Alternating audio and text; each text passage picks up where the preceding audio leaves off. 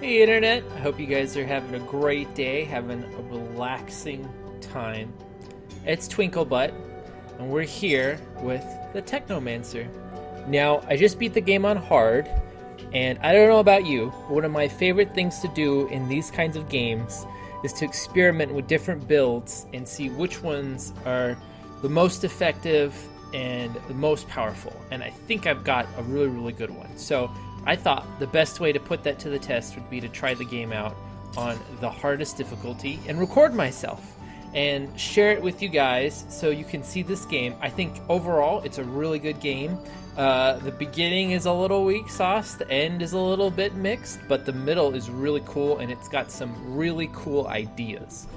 And it's got some really cool environments. So, this isn't going to be a complete 100% run. I'm not going to be trying to do everything possible and show like every side quest, at least I don't think. Instead, I'm going to be walking you through what I think is probably the most effective way you can build your character and play the game, because the game is a lot of fun. Like, one of the things I really liked about it is you actually have a very dynamic combat system. At the source of all life, there is water. On Mars, where it is rare, water is a source of conflict, struggle, and death. Since the turmoil, there have been unending wars, fought over the possession of clean water. We are the forgotten children of Earth, trapped in this red, barren wasteland. Here, hell is not a concept, it's our reality. And the reality is that every drop counts. Then there were the unfortunates, caught in the full power of the sun's radiation, forced to deform, mutate into unrecognizable monsters. The others, the ones who remained similar to our ancestors in likeness, hid under massive metal shells governed by water corporations. But in the slums, people's lives aren't worth much more than the mutants. And I would know. That's where I spent the first 10 years of my life, under the boot of the Vori. Of course, in despair, there is hope. Some have begun to explore, travel even, from corporation to corporation, leaving their loyalties behind. We have organization, structure, and inevitably, politics. We have rulers, a people's assembly, and far removed from us, the Dowser, the inaccessible face of abundance.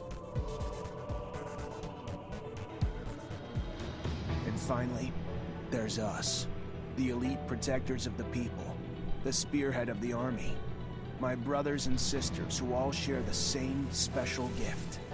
We are Technomancers. Alright, so there is a lot of talking in this game, and I'm going to try... Like I said, I'm not going to try to hit every single point, but I am going to try to, when the cutscenes do hit, let them run out. So let's see. I'm making him look pretty much exactly like my previous character. There we go. Now, this is the first big point and something that's going to make a big difference in how your game plays out. These are like the different utility choices that you have for your character. And while all of them are useful to an extent, there's one in particular that you really need in order for your character to excel and get the best stuff possible, and that's exploration. Because even though there's lots of chests, and traps and lockpicking will help you get access to those chests, most of the chests contain just crafting material.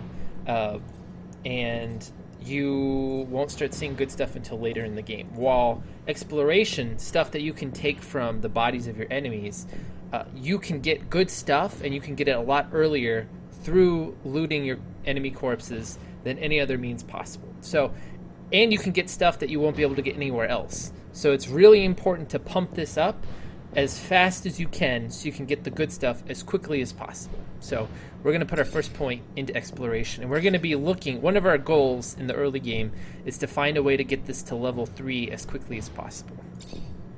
Now, the cool thing about these attributes is that each one of them has a bunch of like little benefits that I'll talk about later, but they aren't game breaking. Instead, what makes it the big difference is these are prerequisites for the different kinds of equipment that you can use, and you only get so many as you level up and get through it. And I think because we're playing on a harder difficulty, we're not getting them as often as you would on other difficulties. So we have to be really careful with how we choose to put these points and where we put them. But the cool thing is that because they don't have a big impact on your character, you can choose to just bank them up and save them and then spend them once you have a piece of gear that you want to use. Now, I have in my mind the kind of build that we're going to use, so we are going to be focusing mostly on agility and power. But first, we're going to put our point in agility. And we are done. Ahoy, Zachariah. Scott, you came. Wouldn't miss it for the world. Sure, my memory isn't what it... But I remember to write things down on my calendar. I do sometimes forget where my calendar is. Anyhow, I knew your last cadet mission was today. Any nerves? If it's any consolation, you look more than fit enough. No, I'm good. I'm ready. Yes, healthy flush of the skin, no rapid eye movement. You don't look stressed out. Very well, I won't bother you anymore. Oh, but if I can bother you, just a moment. I recently acquired a batch of materials that can improve your gear. It's not much, but I thought you'd like it. Still can't believe you're going to be an officer soon. Yeah, me too. Thanks, Scott. It means a lot. Ah. I fear we've dilly-dallied on pleasantries. Your master, Sean, waits for you in the courtyard. So stiff, that one. I fear his spine is concocted from steel. A spine prosthetic. How interesting. What if... Oh, and stop by the clinic and come shoot the chit-chat. No, that's not... Just don't be a stranger. If you feel ill or need a hand, come see me. I'm always glad to help. Good luck, my boy. Thank you, Scott. Will do. I promise. So I will admit, the first time I saw that cutscene, I had some serious buyer's remorse because the dialogue is so out there. But it does get better. This game kind of puts its first foot forward and falls over it awkwardly. But things do improve after the tutorial, I promise. Now, for this very first part, we're going to watch this cutscene, and then we are going to... Well, I'll tell you what we're going to do after this.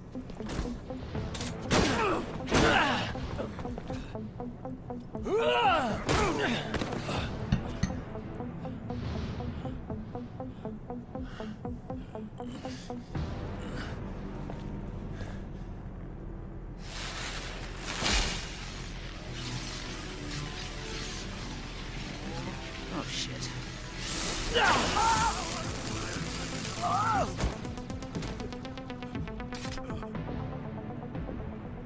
Zachariah, today, as you know, marks your final mission as a cadet. I trust you are prepared. Of course, Master. Ready, willing, and able. And a little nervous. Normal and expected. That's why I have gathered together your usual instructors to allow you to warm up and prepare. It's for you to ace the tests for each fighting technique. Prepare yourself. And once you are ready, join me at the station. From there, a train will take us to the mission site. Thank you, Master. So, now we have 3 different trainers here that are available to teach us and give us a little practice around each one of the different fighting techniques. We, unfortunately, are not going to be using them because I don't know if this is all versions of the game, but at least in this one, the PC version, I'm not using a gamepad. Because I've changed the controls from the default, when you initiate these training missions, you can't complete them because, I guess it's because I changed the buttons and so it's not recognizing when I'm pressing certain things. So instead, when we get to the first combat, I'll talk about the different fighting styles we have, which ones we're going to use, when we're going to use them, if at all, why we're going to use them, and what we're going to specialize in. One thing I will talk about, though, real quick, is when you start out, you want to make sure that you bind this attack as soon as possible. We are going to bind these 3 and 4.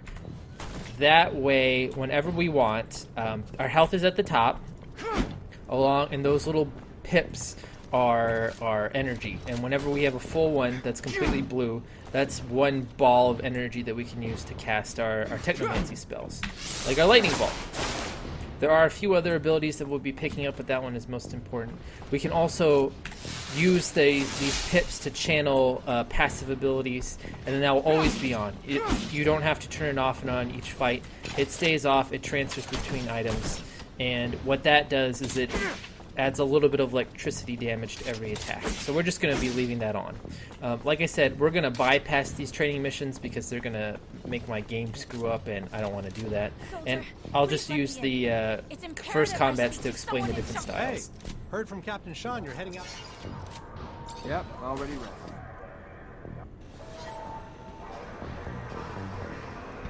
You do get a little experience if you do complete them, but it's really not. It's just a tiny amount. It won't make that big of a difference. We're conducting a search. Look at this piece of shit.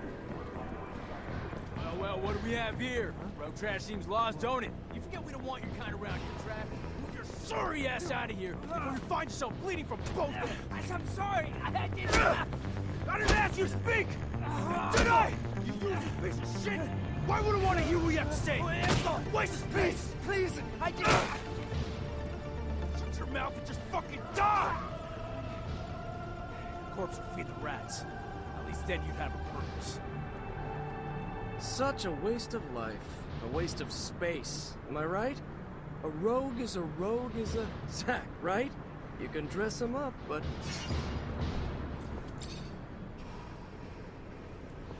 Zachariah, we're leaving. Certain people are graduating to the rank of officer today. It does you well to serve only contempt to one worthy of nothing more. That is good. And with that, we should be off. So just to explain that a little bit, Zach comes from a slums background. Like, he is from the very poor, crime-ridden parts of the city.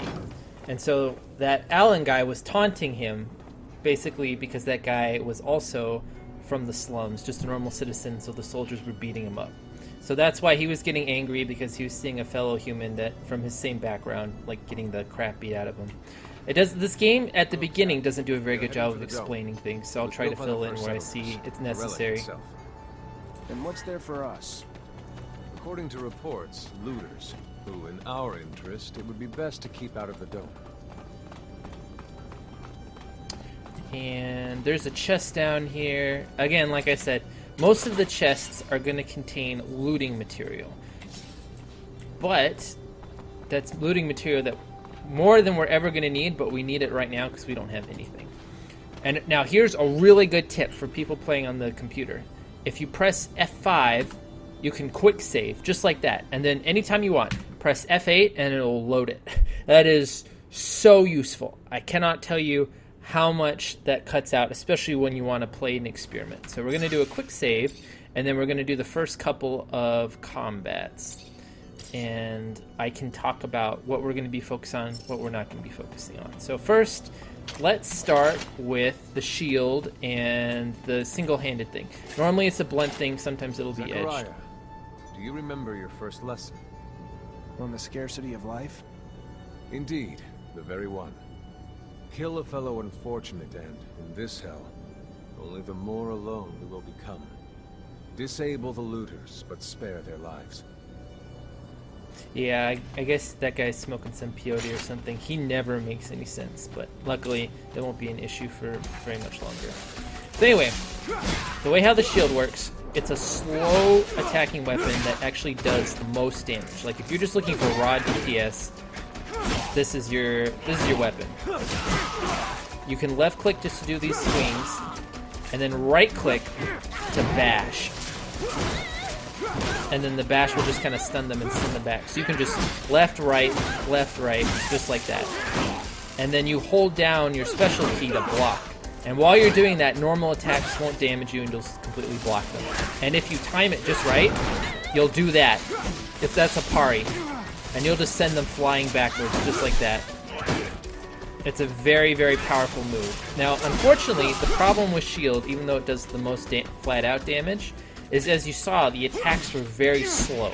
And so it's very easy to get outnumbered by a whole bunch of opponents. Now, if you do get a parry, it's unblockable and it gives you a few invincibility frames, but you basically have to just like time parry every single time when you're surrounded by a group of enemies. And so that's why we're not going to be using that. Well, we use this stance whenever we have just one single strong enemy that we want to deal with, and we want to be careful and make sure that we're not going to take a lot of damage in the process. The other thing about this stance is that it's a strength-based stance, and since we're going to be focusing on agility and power, we're not going to be getting very good equipment for this. Now, when it comes to bodies, you can press Q to drain them, and that'll kill them in the process, and you'll lose a little bit of like your moral code. You'll lose a little bit of karma. But because we're focusing on exploration, we don't need to do that. So this is going to be a high karma, a good run. We're going to be playing kind of goody two-shoes, trying to spare as many people as possible. And see, there we go. Already our extra exploration is actually working out for us. We found that because of the extra pip that we put in. Now, for the next one, we're going to show off the staff. The staff is actually kind of an amalgamation of the sword and gun and the shield stance. Now, if you left click like this, you can just do these little attacks over and over. They have a really good range, and then if you use your special attack button, you'll do a big wide area of effect. And as you can see, you have a dodge that actually gives you a lot of range to maneuver around. And if you right click, it's just like the shield bash, except it doesn't do any damage. So this is just a good all-around stance. It's good for dealing with a whole bunch of different situations. Take note that enemy forces lie in wait. There, the rocky outcrop. Scale it and report back your findings. The problem with this stance is what you'll find, it does the least amount of damage to the other three stances, and when you try to do this, when you try to do your group attack, you leave yourself wide open because the animation is so long. I mean, you can, at any point, you can cancel it and dodge out of it, but then that leaves you in a position where you're just kind of like queuing up these attacks and then dodging and dodging. It's really inefficient and you don't kill things very quickly. Plus, it's very easy for your opponents to dodge out of your attack or to block the attack and then hit you while you're doing it. So, we actually aren't going to be putting any points into this because it doesn't do anything that our dagger and gun and our sword and shield don't already do. And in order for staff to really be effective, you have to put a lot of points into it. And so since we're not going to be putting any points at all, we're basically never going to use it. Like, sometimes I'll use it when I'm feeling bored, but we are going to be focused almost exclusively on this next stance that I'm going to show you here. The dagger and gun stance.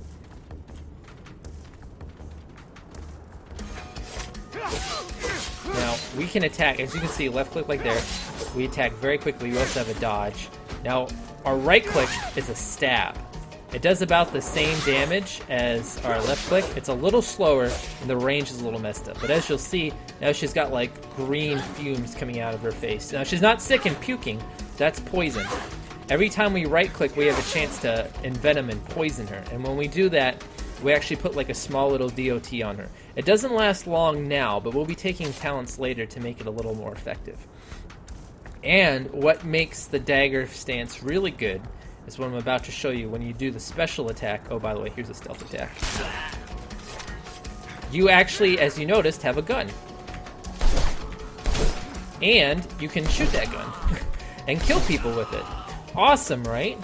But you're not actually killing them, you're just like knocking them out. Because we're not going to be killing anybody. At least I'm going to try not to. But that stance, because of the gun, it allows us to attack from a distance and take targets out single-handedly. Plus, with the really quick dodge that we can do, it's quicker and faster than the staff dodge. So we can use this to maneuver around and position ourselves a lot better. And because we're attacking from a distance with these bullets and then weaving in stabs and attacks, it lets us attack the key targets that we need to kill first while dodging around the others and getting around really bad situations. And we're going to be focusing a lot on this. In fact, we're going to be putting almost all of our points into this and into our lightning bolt attack. We're going to become like the best Technomancer there ever was. And loot that you get from drops like this from enemies, it's randomized. But whenever you come across those chests and bodies, it's always going to be the same thing over and over. So let's take a look at some of the stuff that we've got. That is going to come in handy. Now, one of the ways that we're going to be picking up all those extra talents that I showed you earlier before is on armor and gear. As you can see here, this actually gives us a bonus to crafting, which is huge. That's immense. That's one less point that we don't have to spend to get the benefit. And so we're going to be looking to pick up as many of those items as we can find to maximize how far our points go, especially since we're not going to be getting that many because we're on the highest difficulty. Now, the reason, even though this is physical resistance, which is just a flat reduction to how much damage you take, even though the worker pants are a little better, fluid regeneration is how quickly you regenerate your little blue attack. And I don't feel like the 1% less damage outweighs the little bit of fluid regeneration that we're getting out of this. So we're not going to equip that. Now, we're going to observe this post, and then I think this is a great time to kind of check out the video. So, I'm TwinkleButt. Thank you for watching, and I hope you will join me in future episodes as we explore the wonderful world of Technomancer and shoot people with our nail gun.